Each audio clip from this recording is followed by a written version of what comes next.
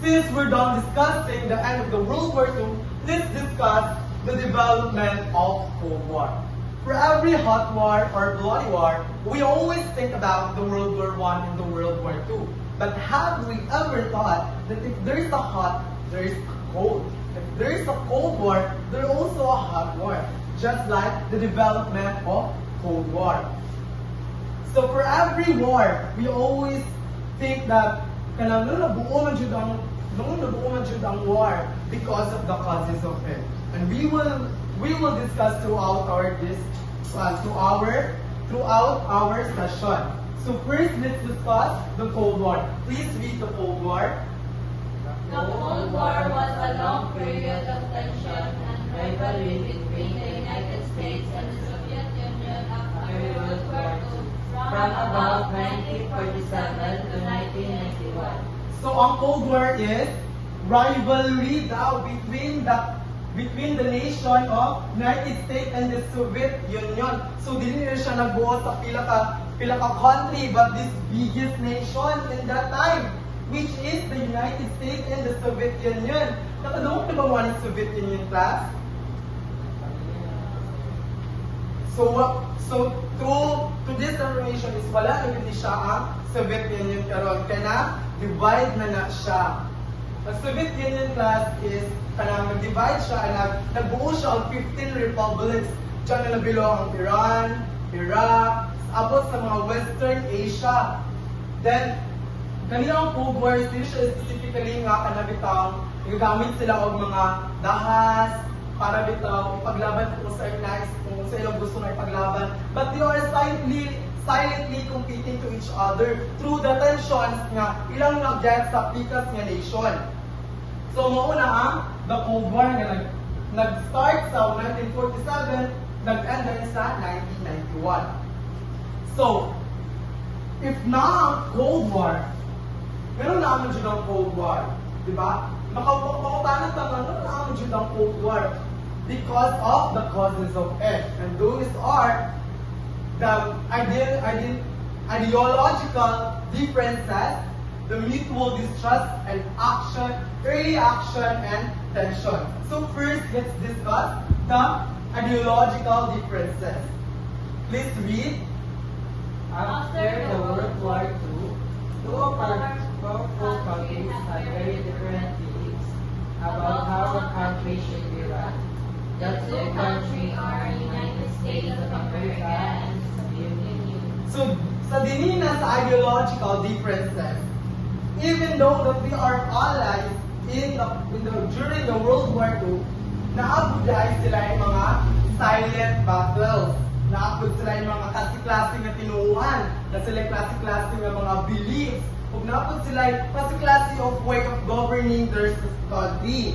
So, ang country nga nagpanan is the United States of America and the Soviet Union. The United States of America, ang ilang belief is democracy and capitalism. Nag-believe sila nga ang mga tao has a right to vote, has a right to to own a business. While ang Soviet Union is nag-believe sila sa feminism, which is the government should control the wealth, the income, and any other properties that belongs to the people, so that to have a equal nga mga kuan, para ma-equal ang para wala yung taas, wala yung ubos, wala na ang gina-promote sa Soviet Union. Then let's proceed to the mutual distrust. Please read the mutual distrust. Mutual distrust. These two countries fear and doubt each other, thinking the other might cause harm or gain too much power. So dinin na sa mutual distrust, but based on gingon kanina nga, even though that they are allies, they have a different perspective. They have a different way of governing their country. So dinin sa mutual distrust class is dinin na nabuo ang kanabitang, ang ilabitang sana kanang ilang mga mahadlok sila ba, makalabitang malabuan sila, mahadlok bitaw si United States nga mulabaw si Soviet Union. Maunang si Soviet Union, mahadlok po siya nga malabuan siya United States. kahit ang nabitaw, kapag malabuan ni Soviet Union sa United States, ma-weaken ang system. That because of the democracy and the capitalism that they are promoting in the society. Mahadlok mo sa United States nga mulabaw si Soviet Union kay basin wala na po'y opportunity or wala na po'y equality ang kalibutan. So mauna siya ang mutual distrust between these two biggest nation at that time. So last causes is the early action and tensions. Please read our early actions and tensions.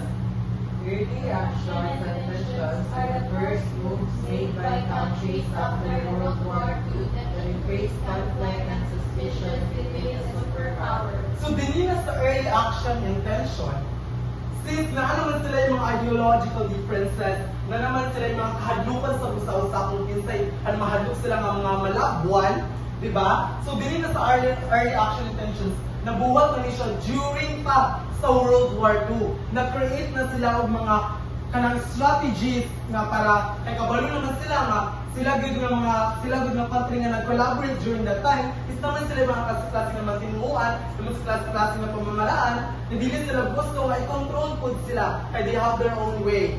So, dili sa early action intentions, then yung na part is kanang naka-create na gud siya grabe gud na tension na napakita na jud sa napakita na bitaw jud nilang duwa nga na agud ay silent battle.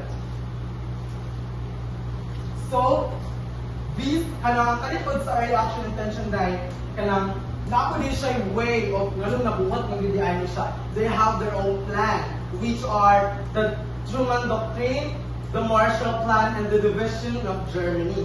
So first, let's discuss the Truman Doctrine.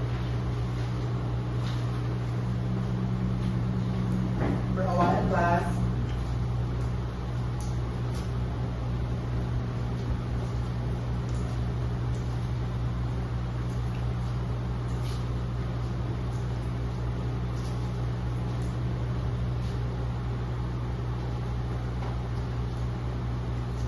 So, Truman Doctrine.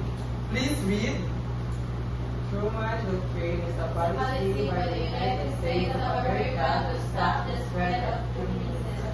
So, ang Truman Doctrine class is, mao ni siya. Siya ang nag-create ang policy. Tapos, yapod ang pangalan. Ibuwat ni siya sa Amerika para ma-stop ang pag-spread sa communism. They are just helping the country na involved dito or like na-apektuhan sa communism nga pamamaraan sa Soviet Union. Munang gibuwat din siya nga way is nakalid po siya ang tension nga ginabot nga kanabitong nagtuupod ang Soviet Union is kanabitong gapanakot na siya na-overpower na sa paan kanang pangilabutan nagtulad ng United States of America. However, ang pag-uupad sa Amerika is ginastop or jud niya ang pag-spread sa communism. So muna siya ang Truman Doctrine class. Nga it is a policy of United States to stop the spreading of communism. Second is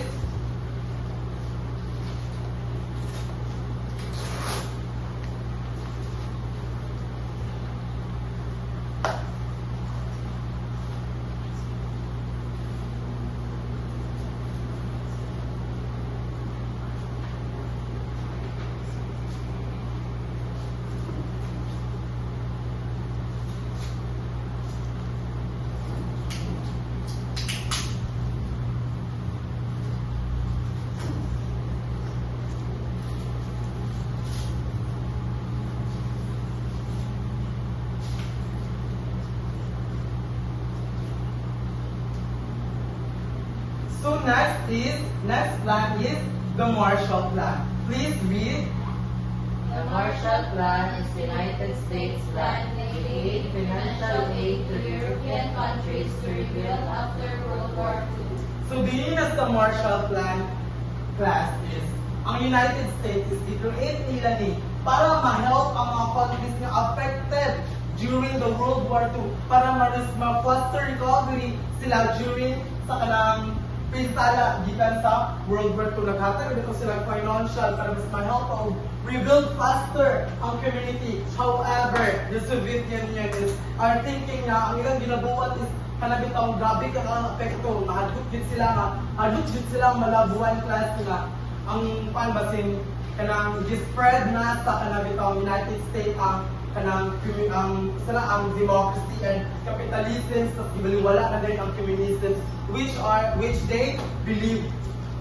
So muna siya ang Marshall Plan nga naghatag lugid ang kanang United States o kanang bitang kwarta or like any support nga ma-help faster recover ang mga country na affected sa World War II. And lastly is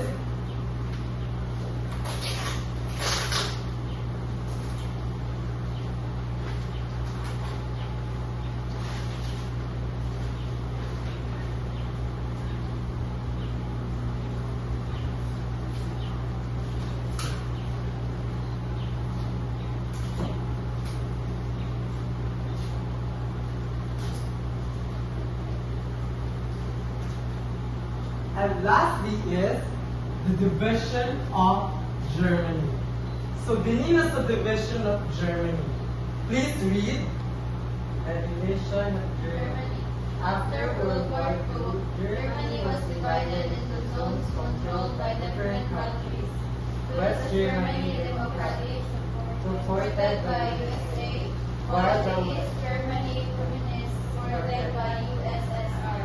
So, ang kanin sa division of Germany. Kaya tungod kaya ang Germany is na sentro naman dyan siya. Siya naman yun ang nahimong kanabitang na sentro na siya between the Cold War kay tungod kay biggest nation, magyakang yun niya ang Germany. Pero nara siya sa ikatulo. Mauna, kaya gusto po ang iluban sa duwa, which is ang USA o ang Soviet Union. Maunang nagplano sila or like ang other countries nga na belong ani or ang mga nation or mga kani sa West Germany o East Germany is controlled na sila each, which is ang West Germany is controlled by USA, nag-supportan po sa USA karon o ang East Germany is supported by communism, which the USSR or the Universal Soviet Union Republic. So, dili na sa division of Germany, dili na dayon na split ang duha katong nga kanang belief sa each sa duha country, which is ang Soviet Union o ang Democratic. Na dili na po dayon naka-create og biggest tension both na nag-continue until sa the end ang Cold War. So these are lesson for today. So you learned something. Yes, sir. Okay, so any questions or clarification? Not so far, sir. Really? Yes, sir. Okay, thank you.